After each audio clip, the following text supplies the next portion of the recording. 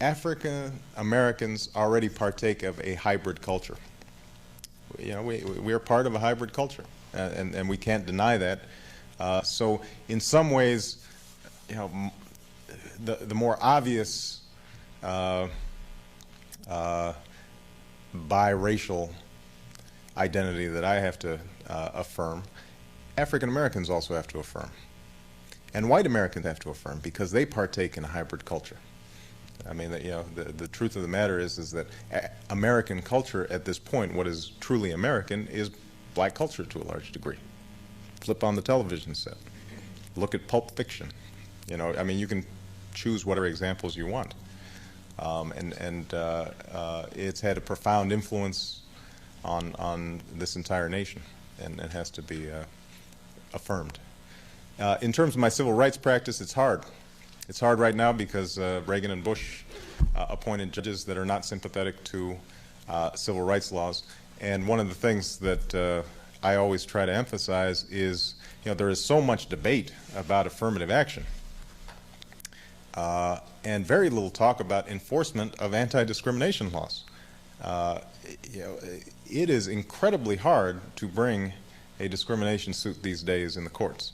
Incredibly hard.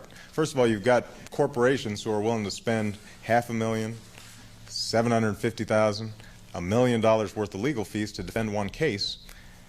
You've got a black plaintiff or a woman plaintiff on the other side who, if she can find a lawyer who's willing to take the case on contingency, is still looking at $40,000, $50,000, $100,000 worth of just costs.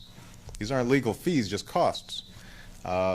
They get worn down, and then you have a court that has cramped readings of existing laws. And so, you know, I just finished a case where a black man who was the only black employee in a sales force of 150. The first week on the job, his manager, who is now the CEO of a company, which is a Fortune 500 company, pointed to him while standing next to a customer and said, "See, I don't have to worry about the EEOC. I've got my nigger in the window." He said, you know, and this is not uncommon.